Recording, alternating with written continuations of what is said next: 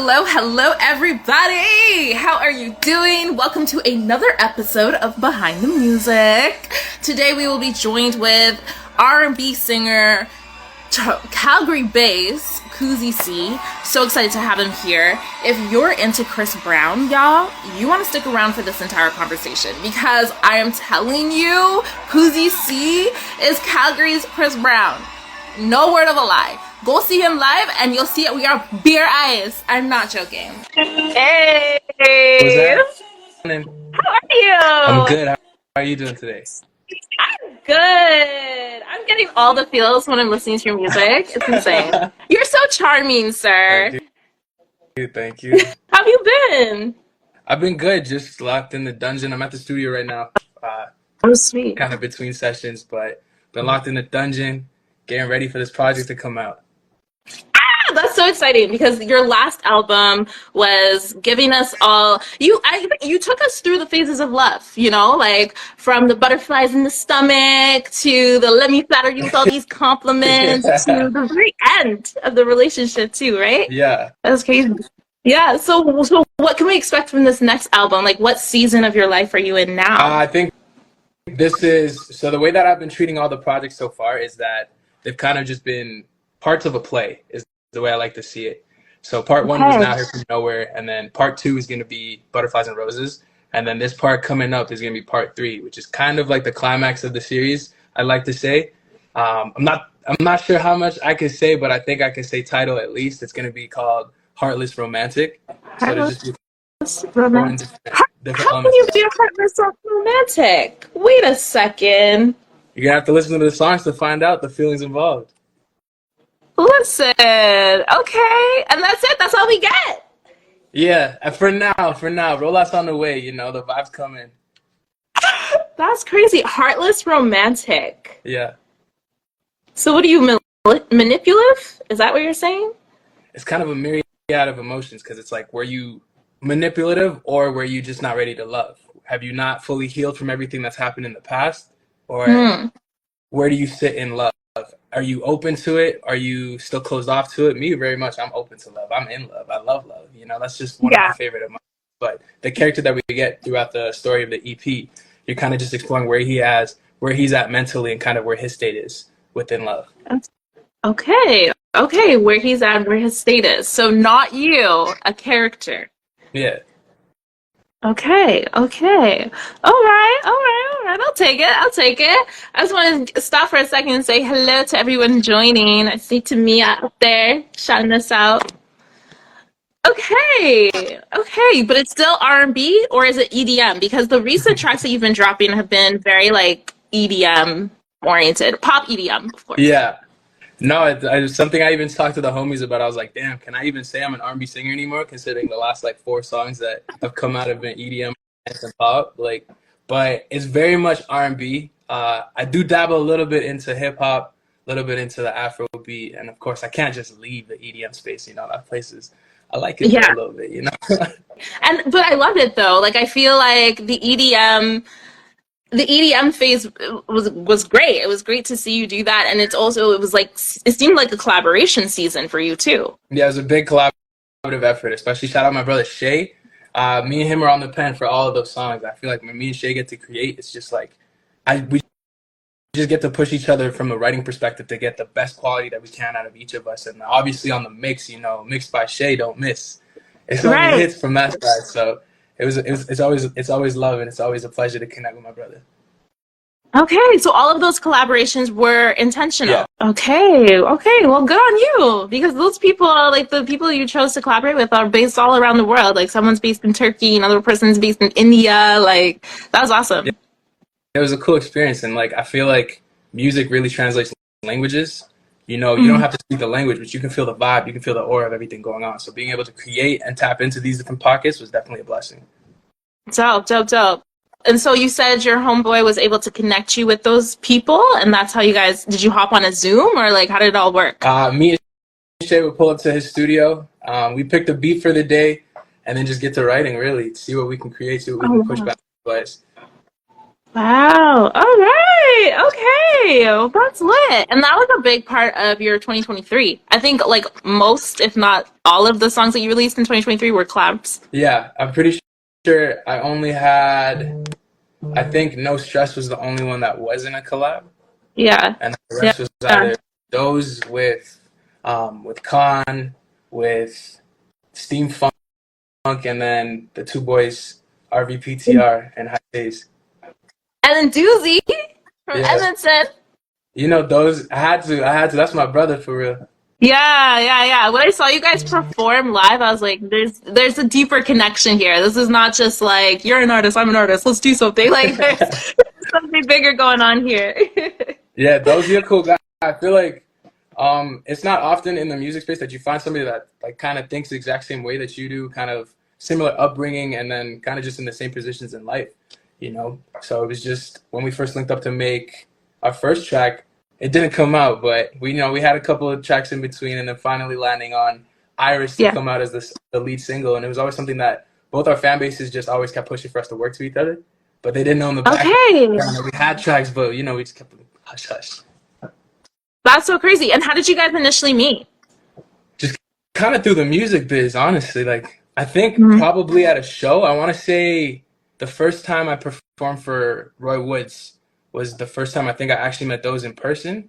And then ever since, we just been locked in. Ah, dope. What up, That's Julian? dope. That's dope. Do you have more collaborations with him then? Oh, for sure, for sure, for sure. We were honestly Yeah. gonna drop a little project. No, Oh, we might let it go. Who knows? yes. Well, the people need to know. The people need to know. Before we get too like lost in this conversation, because you have achieved so much, and there's like a lot to talk about there. But what inspired you to start pursuing music in the first place? Did you watch a Chris Brown video and you're like, I want to be him?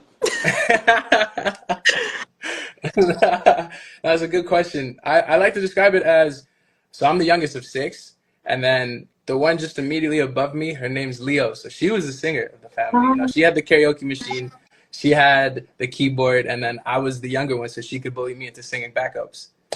So that's kind of how the story went. And then eventually, very locked in with Chris Brown. I think growing up, that was probably one of the few artists that consistently was getting played in the household, besides Michael Jackson, besides Usher, but very R&B centric household.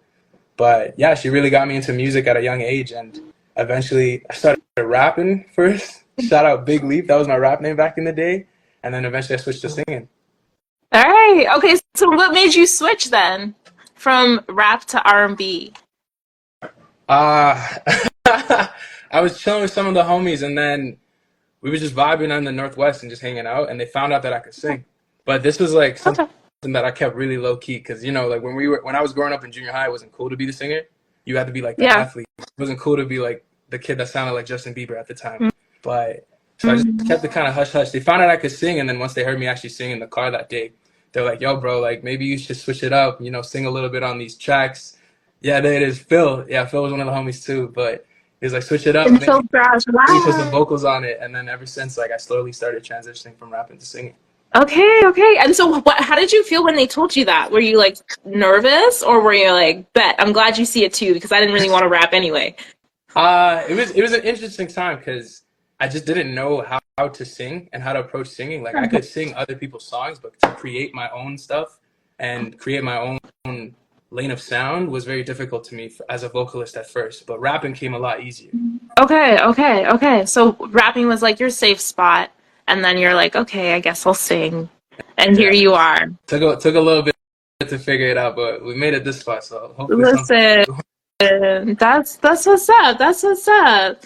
And along your journey, I can't imagine it has been perfect all the way through. Have there been any like challenges or just things that you've had to overcome?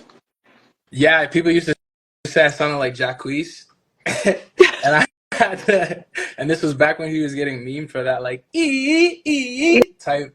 So I Yeah. had to I had to readjust and evaluate so that I could kind of like distance myself from that and to become myself. And I think overall just Yeah. finding my own voice in my own lane. But overall struggles, I'd say the pandemic obviously hit everybody in the creative space very, very drastically, and it was like trying to readjust and find your new lane to create, but from home. Mm-hmm. Mm-hmm. And so were you one of those people or like, all right, It's time for a home studio. Let's do it. That was the first thing I got. Shout out the government for the serve checks. That was the first thing I got was an interface, a microphone, a laptop, just so that I could record at home. And then I started sending tracks to Shay. Wow, look at that. How long have you and Shay been working together for? Since the first project, honestly. So what's that, like Yeah. 2019, I think.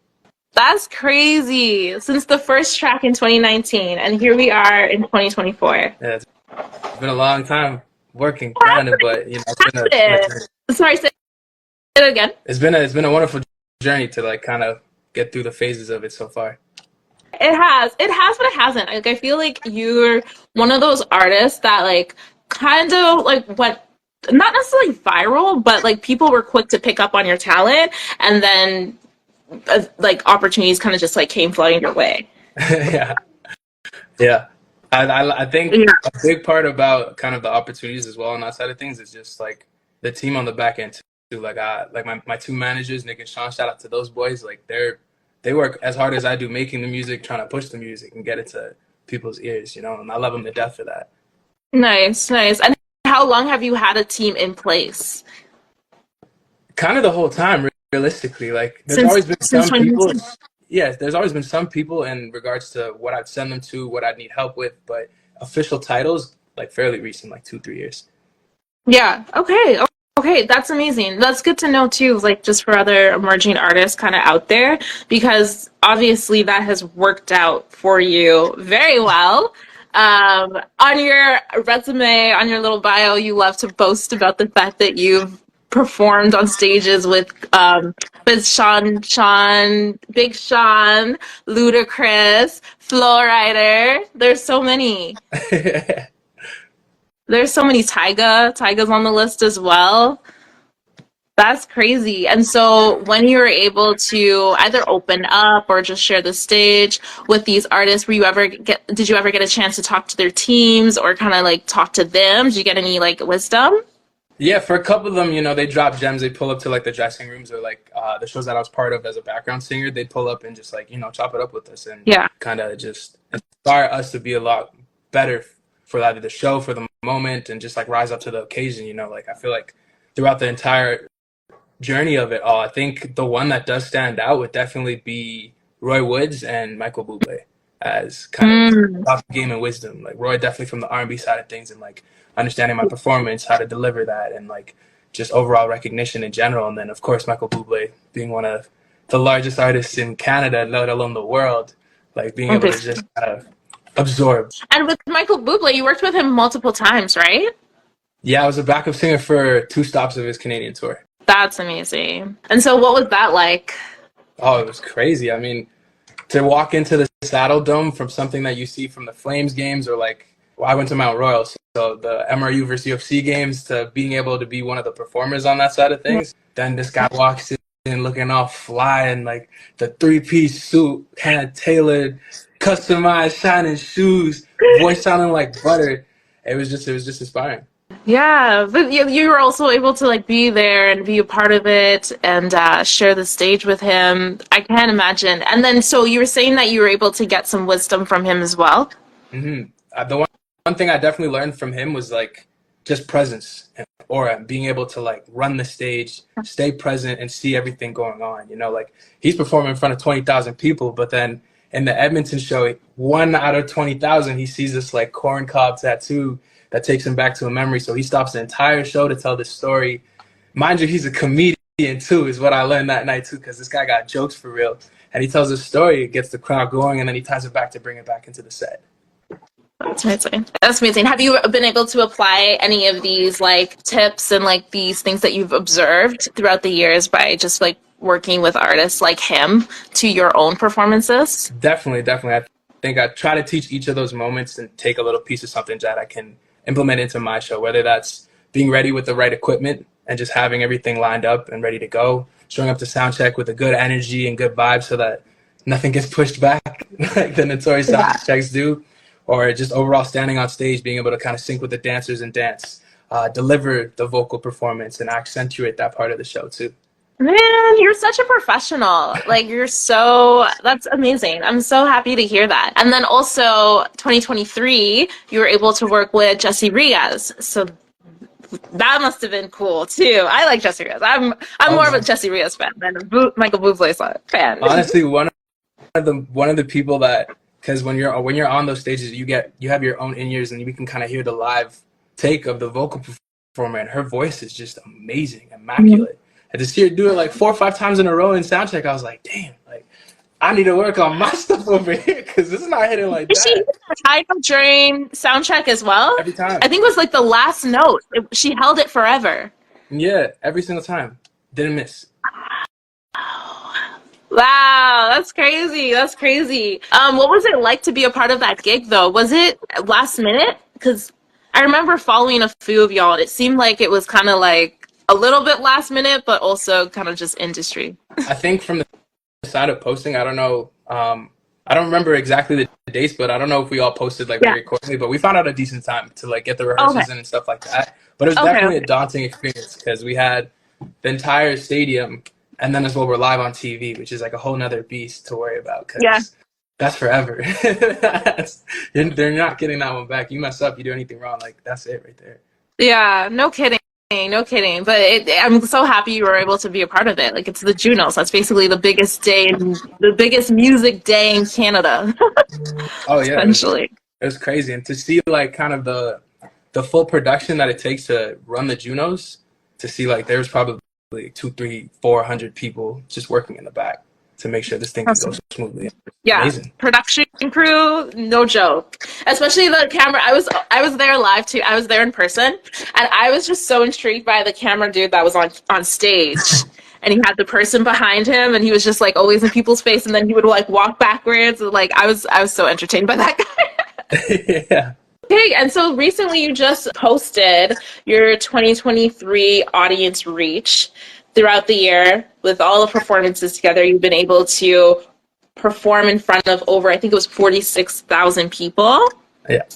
That's incredible. When you're looking back at everything you were able to achieve last year, what is your proudest moment now? I would have to say the show in Germany.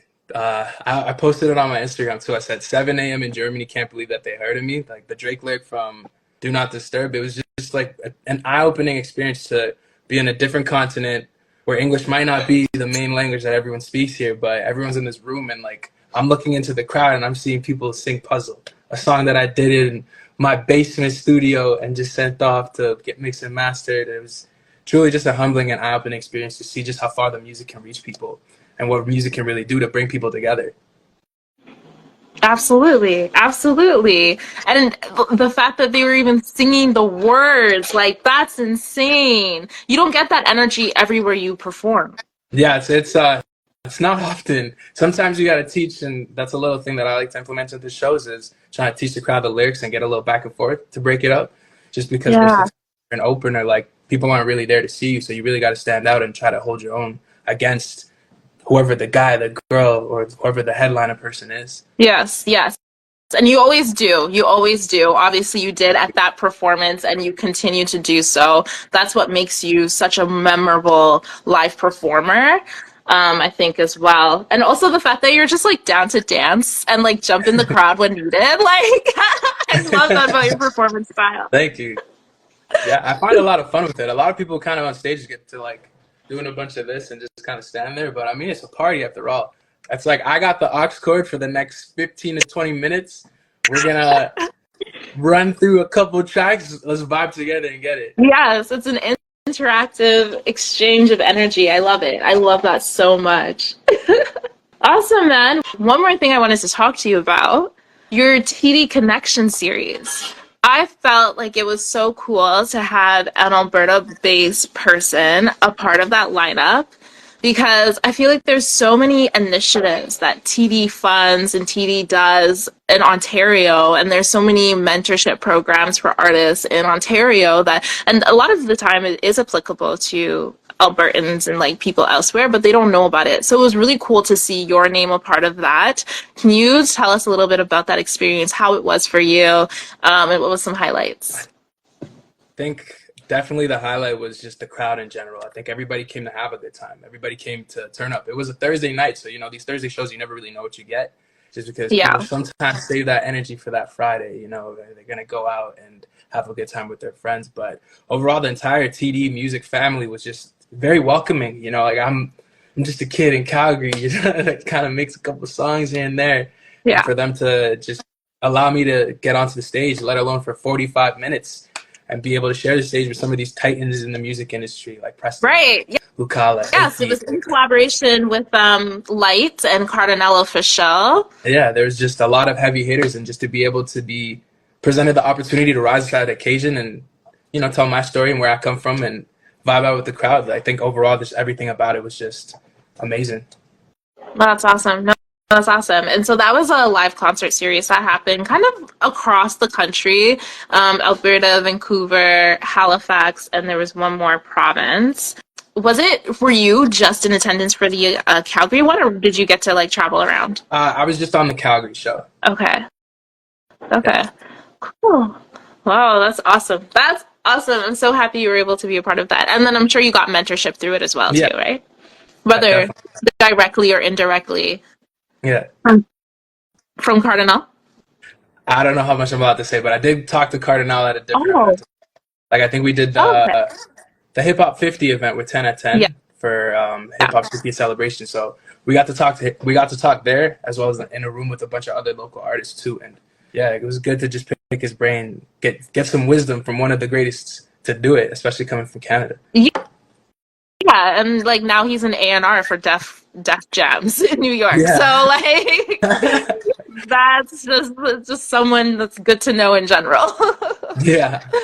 Yeah, absolutely. Okay. Well, is there anything that you wanted to touch on that we haven't got to chat about as of yet? I mean, I guess we could talk a little bit about the project. Yeah. But, the project's going well. Heartless Romantic. Stay tuned for something in March, towards the end. Okay. I think I'm allowed to say all that. I don't know. I don't see. Okay. Are you dropping? So I guess we good. Do you plan on dropping anything for Valentine's Day? No, I'm gonna spend Valentine's Day. Lover boy C. I'm gonna spend Valentine's Day with my girl. Okay. Okay. Yeah, sounds good. I was just like, it would make sense with the brand. That's why I asked. Yeah, I historically have. I think I dropped Cigar Love Story on Valentine's Day, but this time I'm gonna sit it out, just vibe out, load up for the EP to come out, and then get ready for the tour side of things. And I see Sean in the chat. He says, "Haha, you can't." Oh, cool.